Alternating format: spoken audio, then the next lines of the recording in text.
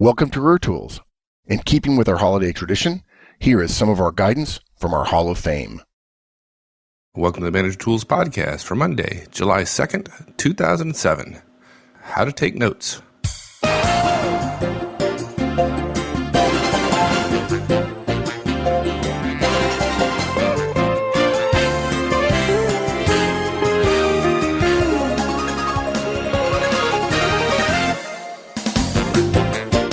Hello everyone, this is Mike and welcome back to Manager Tools. During today's cast, we talk about an effective way to take notes. Look, if you go to meetings all the time, because you go to meetings all the time, you need an effective way to take notes. There are certainly a lot of different ways to do it, but if you ask 100 or so executives that we know, some common themes emerge about what works and why. For most of us, we write too much and get too little value for all the wrong reasons. Now, we figure at about 10 meetings a week, and we know you go to more than that, it ends up being 5,000 meetings every decade. So maybe 25,000 meetings conservatively in your professional career. In other words, whether you realize it or not, you need to be good at note-taking and using them. Today, we talk about how.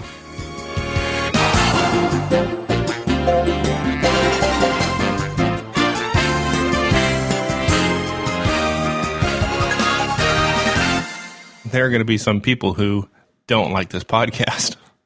Yes, I suspect you're right. There were some people who didn't like the Hot Wash cast. Yeah. And yet I recently got an email from a colonel in Iraq, and they use the Hot Wash over there all the time to scrub missions and talk about it. So some people didn't like the Hot Wash cast. Some people didn't like DISC. Some people didn't like feedback. Some people didn't even like the coaching cast. But it doesn't change the numbers. I mean, conservatively, we're talking, 25,000 meetings in one's career? Yeah, that's with only 2 meetings a day. Yeah, I mean, I think the math, what did we decide? 2 meetings a day, so 10 a week. So if you have so that's 500 a year. And so if you have a 50-year career from the time you're 20 till the time you're 70, thanks to the extension of lifespans and so on, we're talking about 25,000 meetings. I think some people could do the math. They could take a sample of a given month, and they could probably come up with 15 or 20 meetings a week. And then you're talking 50,000 meetings over the course of your career. So I underestimated on purpose to so that people wouldn't doubt that the big number was truthful, even though, quite frankly, it's just totally way low. No one's going to doubt that they're going to go to at least 25,000 meetings in the course of their career. After all those meetings, here we are, and none of us, or at least very few, have ever been taught an effective way to take notes, at least in a business setting. And we know that because I have seen their notes. You have seen the light. Yeah, actually, no, I've kind of seen the darkness. Most folks' notes are not very effective, either because they write the wrong stuff down, because they write too much stuff, quite frankly. That's what I see. And they admit it within 5 minutes of the meeting. That's the scary thing. Or either they wrote the wrong stuff or they can't use what they wrote. Literally, they cannot remember enough within an hour after the meeting to take any action. Or, perhaps even worse than all that, they don't take action based on the notes they wrote down, even though there may be to-dos and so on in there. Yeah, and that is sad because, of course, the reason for notes is action. Yeah, essentially that's right. Note-taking, if you learned note-taking, you learned it in school, where there was a different reason for notes. But yeah, for a businessman, for a business person, for a professional, the reason for notes is action. In school, the issue is memory. It's remembering, and that helps you get good grades. But the primary reason the manager takes notes is to take action, even though the concept is the same. If you put together that no basic understanding that so many of us went through school with, you change the purpose for which you're undertaking the action, then you add a heck of a lot of volume, which is essentially what happens when you go to meetings that you're not running. Sure seems we ought to be good at it, huh? Yeah, exactly. Okay. So what's the Manager Tools effective note-taking guidance? 6 things. Yep. Not 5.5, not 3 3/4. 6. Okay. Be selective. Use symbols and abbreviations. I think most people probably do that. Use drawings and diagrams. I'm surprised by how few people do that. No typing. We recommend the Cornell template and system, which we'll have on the web. And we recommend taking action quickly. Those are the 6. Great. Okay. Be selective. Look, this one's first because it's quite important. And yet, I'll tell you, that was the single biggest eye-opening experience of me working with executives and managers on their notes, asking to see their notes, asking what they were going to do with the notes, why they wrote it the way they did, and so on. It's amazing to me what people write. Look, the average speaker speaks at about 140 words a minute. And then there's me at 297, I'm sure, or something like that. But the average person taking notes or writes about 25 words a minute. Yeah, that works perfectly for me because I can only write down about 1/6 of what people say. And frankly, only about 1/6 is worth writing down or is important. Yeah, I can. Okay, perfect. Cast over. Write down every 6th word and you'll be fine. Yeah, just kidding, of course. Yeah, but look, in all humor, there's truth. The problem is that too many people, and particularly high Cs and more junior employees, not implying that high Cs are junior at all. We wouldn't say that now, would we, partner? High C that you are? No, we wouldn't say that. They just try to write down too much. I think for more junior employees, it comes down to lecture note taking, where you're just trying to capture a lot and then later distill it. Look, you can't write it all down. And in most business meetings, you don't want to. You don't even want to be close to writing it all down. So you got to be selected. And you have to decide what to write down. You basically have to choose. Now, different meetings call on you to choose different things at different times. But basically, our recommendation for what to write down boils down to the variant of our project management principle. Who, what, and when. If you hear about someone doing something or owning something, if you hear a deadline, or if you hear about actions being taken by you or by anybody else, those are key points to write down. Okay. When I was in school, I took lecture notes. And in one class, it was a lecture. It was basically 55 minutes of lecture. I wrote down nearly every word the professor said. I wrote down very fast, and I ended up developing my own shorthand with lots of words. Like if I had to write down Napoleon, I wrote down in with a circle around it. And I actually had some guidance on how to take notes fast. And then for every test, I just rewrote my notes very neatly, which is to say very slowly. This is a pretty standard note-taking technique.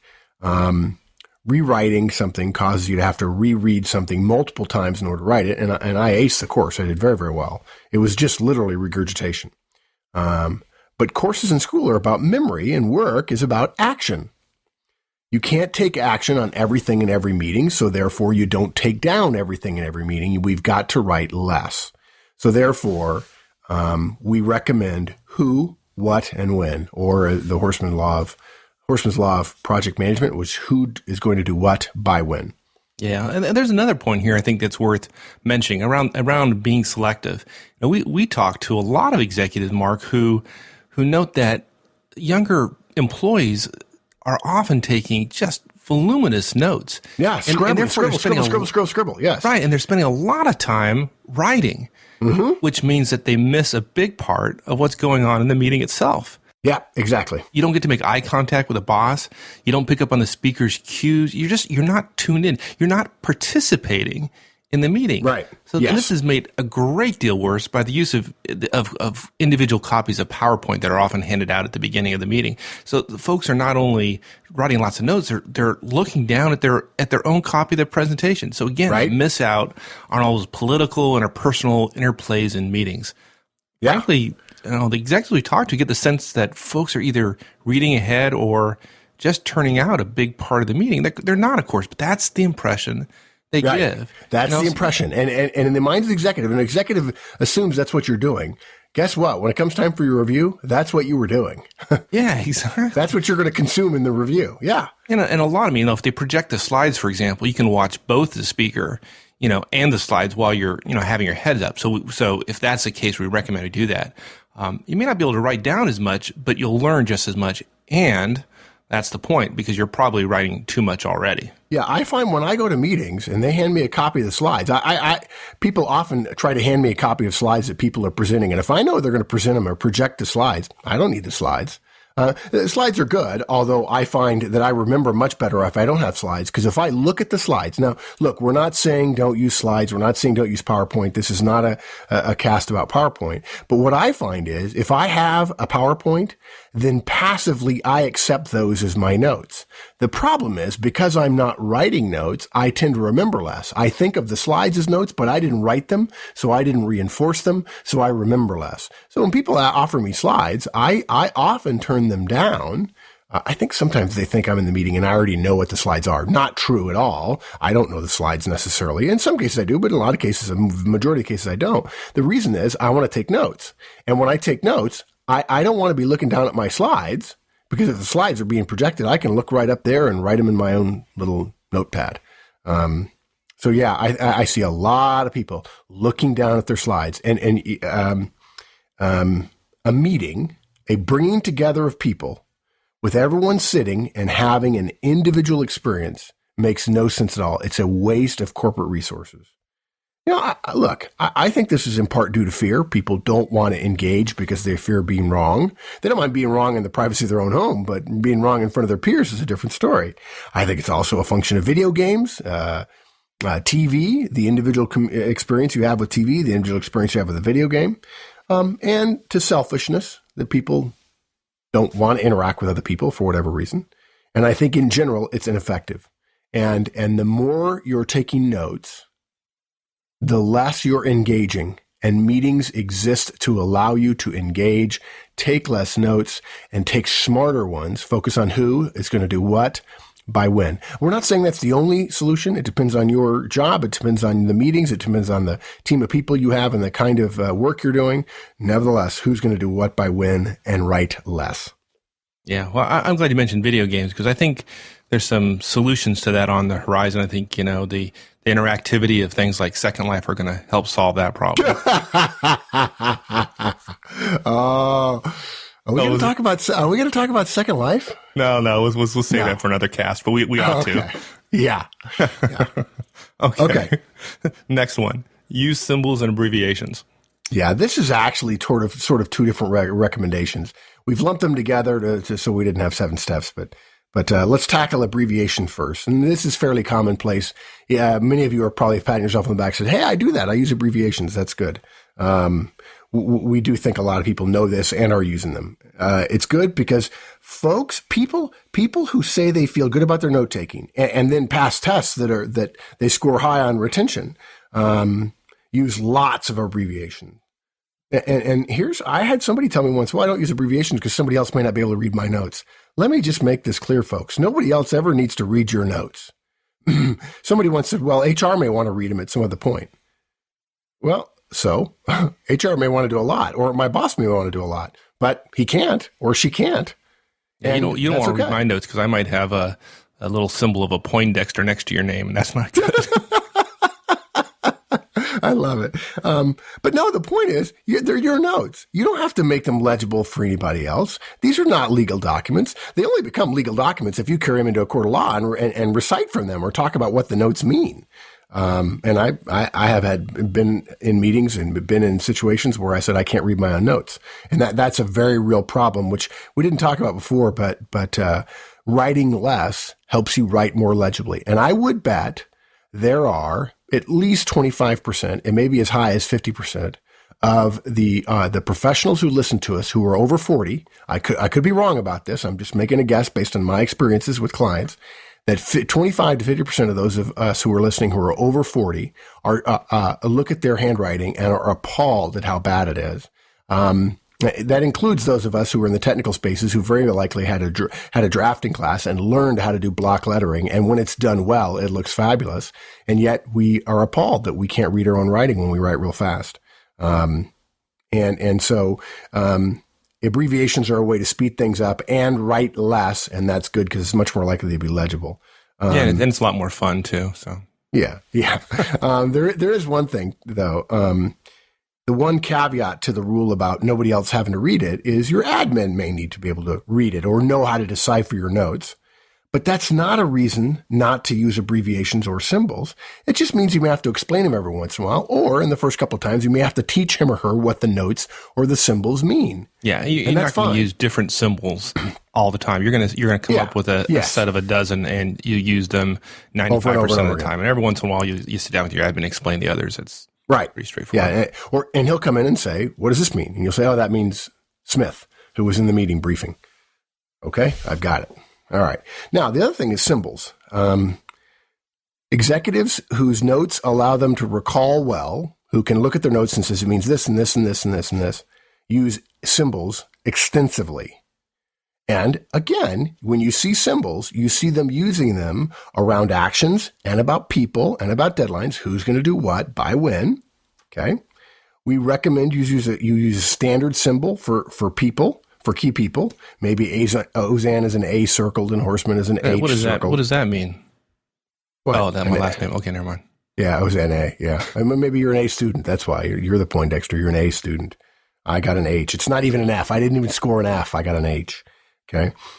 For me, if I put a cloud-like shape around something, that means a deliverable for me, a to-do for me. And the reason I do that, I don't recommend it for anybody else, because I have a very angular style of taking notes. I use block printing when I'm writing slowly enough so that anybody else can read it. And so a cloud stands out very quickly in all of my notes. The only time I ever use a cloud is when it's an action for me. I can go back through notes from months ago and find all the actions that I was supposed to do, some of which I did and some of which I didn't. But that cloud means something. A box for me around something means a delegation. Usually I can tell if it's a task, I can tell who I'm going to delegate it to just by the type of task, but sometimes not, and I have to put initials by it or something like that. I've seen lots of people, I'd say 30 to 50% of the executives or managers I asked about their note-taking thing use a little square box with either an X or a check in it for a to-do, whether it was their to-do or something they were going to delegate. Look, it doesn't matter what you use. We're just trying to help you save time by writing less during and save time by seeing what's important easily after. That's all. Yeah. Okay. Excellent. Drawing and diagrams are next. Yeah. This is perhaps something I thought I was unique on, and I was absolutely not unique in any way, shape, or form. Managers whose note-taking systems are rated as very effective, who are able to recall, able to read their notes, able to understand connections, able to talk about timing in the meeting and who said what and subtleties and so on. And there's a way to test this. Are those whose note-taking systems that are rated as effective are the ones who use lots of drawings and diagrams. The note-taking system I mentioned in the class that I used above, and one that's taught many places, is inefficient at work because it's simply about remembering what was said and not about what actions are supposed to be taken. It's obvious. It's implied when you're taking notes in class what the notes are for you to remember them and regurgitate them. At work, notes are designed to cause action, and there can be many different types of actions from a similar phrasing or a similar set of situations. Okay? High retention notes have pictures in them for a simple reason. Your brain does not store words in lines on a page. It makes associations, it makes connections, it relates things to one another, and it gets emotion involved, like it or not. Okay? Pictures work for helping you remember enough to take action. Stars and lines and arrows and charts and circles and causal flow charts are all easier to write down, easier to remember, and easier to use later. And that really sums up the key to note-taking. Ease of capture, ease of memory, and then ease of action. Yeah, it's right. You know what? You're right. Capture, memory, action. And drawings, right? Drawing something, using a chart or something, hit a stand-up triple, because they get all three. My favorite play in baseball, the triple. It's always dramatic. It's always good unless it's a Yankee triple. Yeah, and I used to live in New York. But you grew up in San Francisco, right? You're a Giants fan. Of course. Yeah, I hate you and Yankee fans too. I hate Juan Marichal. I mean, really, how many people remember Juan Marichal when they can remember Sandy Koufax and Don Drysdale and Kirk Gibson for that matter? I remember when Billy Buckner was just a great guy who every fan in America loved him. because he played for the Dodgers, and everybody loves the Dodgers. And then he moved to Boston, and they treated him badly. I grew up loving him, and I still do. Billy Bucks, you rock. Wherever you are, you rock. Whatever. How did we get on baseball? I don't. I don't know. Thing. I was wondering the same thing myself, though. Actually, the only thing most people know about triples is Willie Mays gloves is where triples go to die, which was stolen for the movie Field of Dreams. But triples truly are one of the most dramatic plays in baseball. They're rare and they're fun. Yeah, and that's a great segue into our next point: no typing. Yeah, it's natural. I intended that as the show notes. Exactly. Yeah. No typing. I mean, I love that in meetings because I hated it when it happened. It killed meetings. Yeah, people would come in and you'd see everybody bring their laptop, right? Yeah. I'll tell you what. They used to. I mean, there was a time period, a couple of years when that happened, but then the culture kind of corrected itself, and that became much less acceptable. Yeah, I'll tell you what, though. I think that was the culture where you are. I think if you go out to California, you go to a lot of high-tech companies, I think a lot of the younger people and I think a lot of the techie executives are doing it. And I don't believe it at all. And the vast majority of executives I work with, the vast majority of managers would just raise their eyebrows if some new person came in and said, "This is how I take notes." And the response would be, "Welcome to our world. We're not going to adopt your culture. You're going to adopt ours." Like the whole flipping part of meetings is connect with people to share information. Right. Okay. Yeah. But actually what I want to do is I want to do email, and I can't do email if I don't have my laptop. Yeah. I would love to catch one of my directs doing email in one of my meetings. Look, if I'm the boss and one of my directs does his email in my meeting, there's a reason why it's my meeting, because your laptop is going to stay on your desk, or it's going to become my laptop because you're not going to work here anymore. I'm kidding. And speaking of laptops, what about typing? Yeah, good. Thank you. Thank you. There are 4 reasons why we don't recommend typing. First, typing, again, creates words in a linear fashion. It may allow ease of capture, but it does not allow ease of memory or doesn't allow ease of action. It is the least rich way to remember the kind of stuff that happens in meetings today. Okay. Second, it causes you to focus on your keyboard, just like taking too many notes does when you're writing furiously, scribble, scribble, scribble.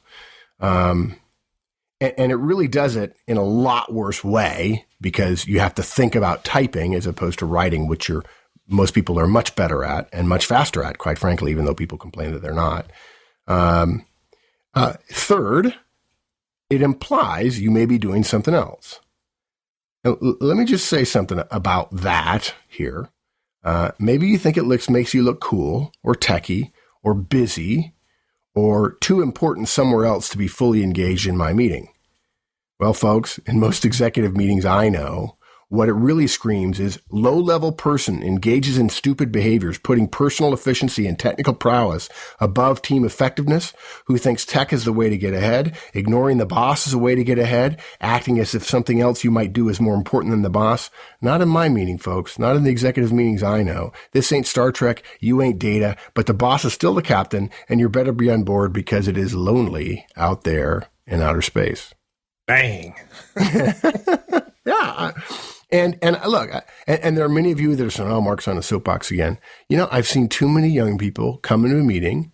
They see the looks. They think, "Oh, well, they're just different." And they go through the whole meeting typing. And then some senior person says, "No, don't say anything. Let's see if they come to another meeting, do that."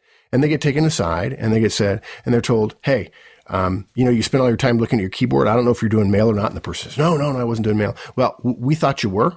And we just prefer you take notes and interact with us. And the last thing we want to do is hear you start talking to us while you're looking down at your keyboard. Yeah.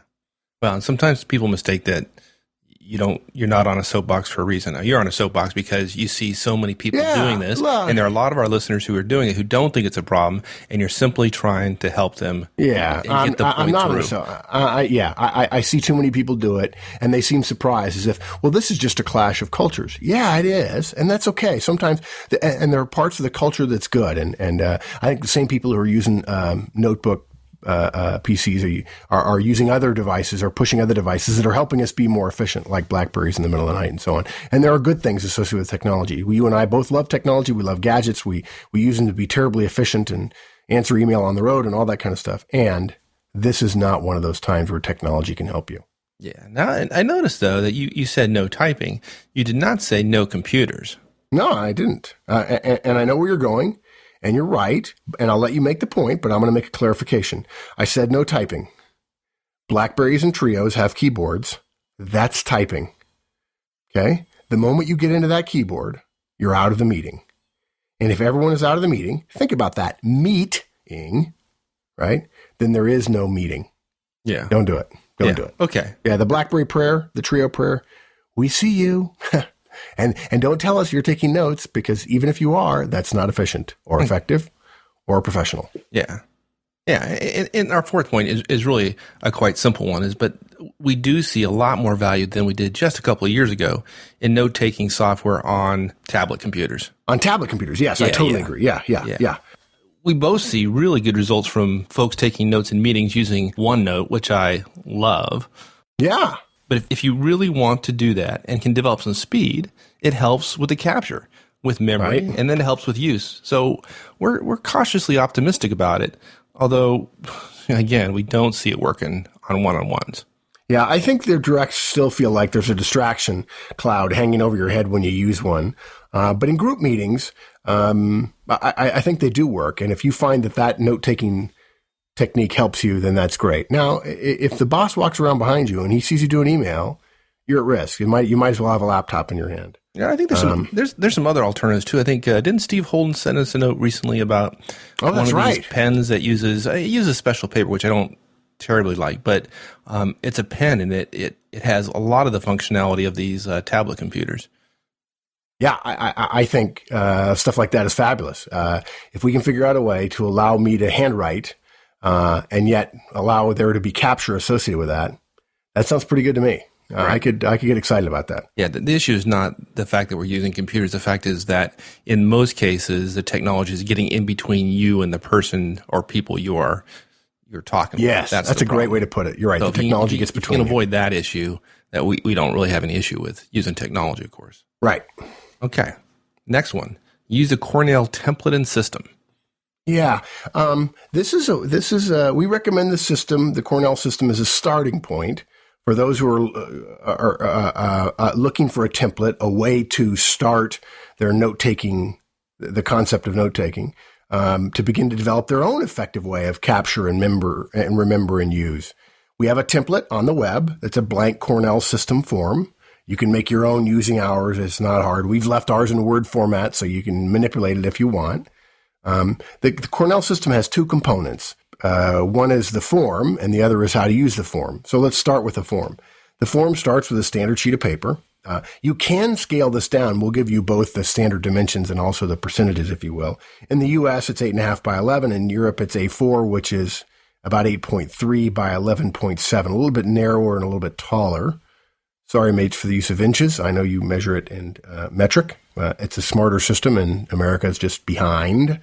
But for all intents and purposes, roughly 8 and some by 11 and some is roughly the same. The system says that you need a place on each sheet of paper to do three things. Does that sound familiar? So there are three parts. On the right side of the page, roughly 75% of the width of the page is for raw notes. We're going to call that the capture space. Okay. On the left, roughly 25% of the left-hand side of the page is the memory area. I think the system actually calls it the queue, but that's CUE to cue you to something, not queue as in lining up. But we're going to call that the memory area. It stays blank while you're capturing raw notes in a meeting. We'll talk about that in just a little bit. In the bottom 20% of the page, all the way across, just a solid rectangle, is what's called the summary system, and we call that the action area. Okay. Basically, if you want to create this, you draw a vertical line from the top of the page down to within 2 inches of the bottom of the page, 2.5 inches. And that separates the capture section from the memory area. Capture on the right, memory on the left. Okay.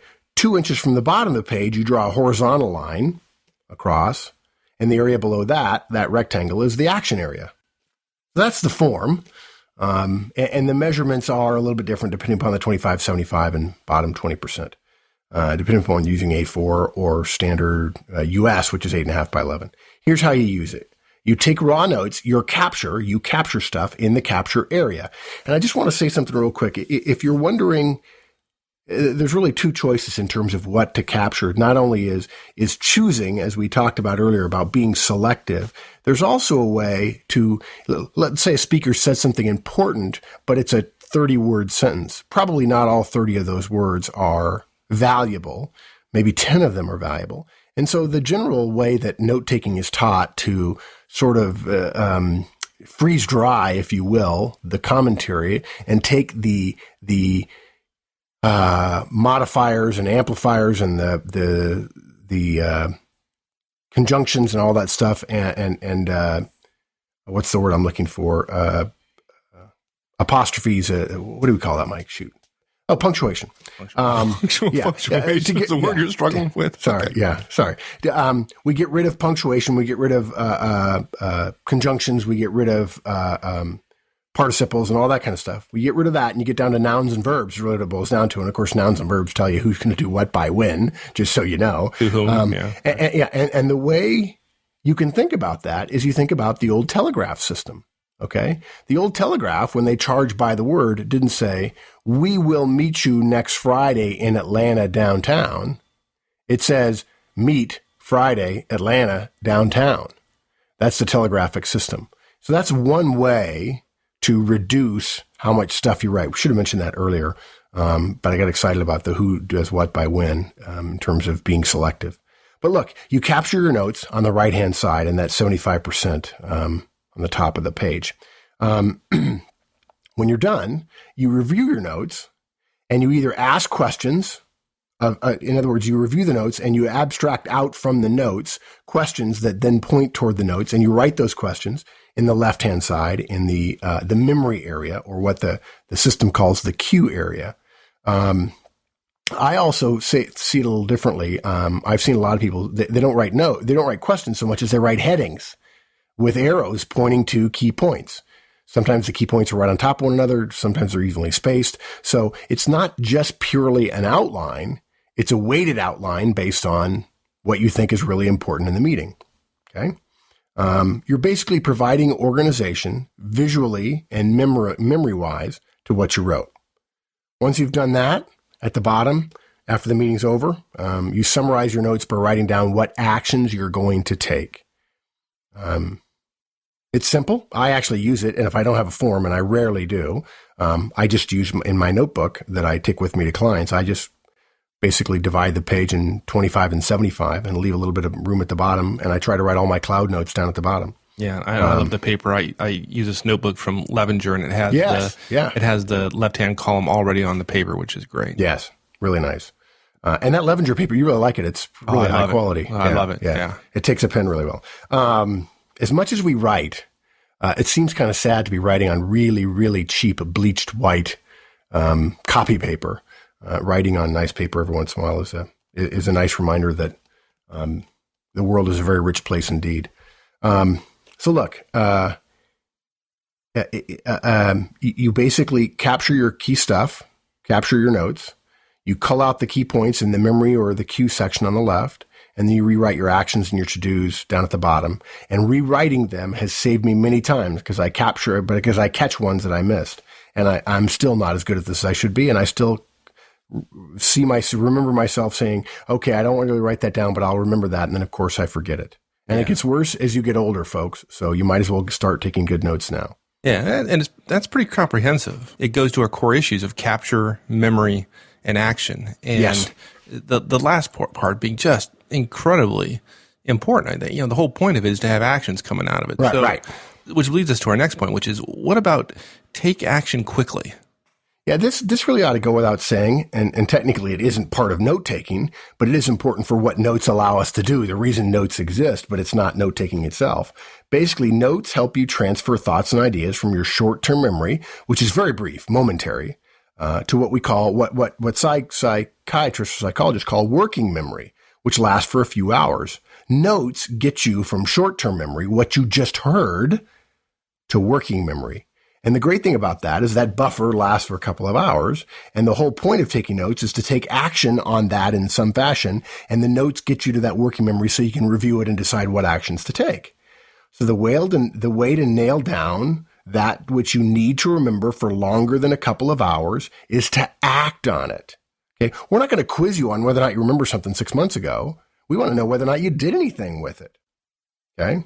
And that means, and here's the key point, getting it off the note-taking page and into your action system, your task tracking tool, your Outlook, your getting things done, your Daytimer, your Notepad, whatever it is you use, your action, your task management system.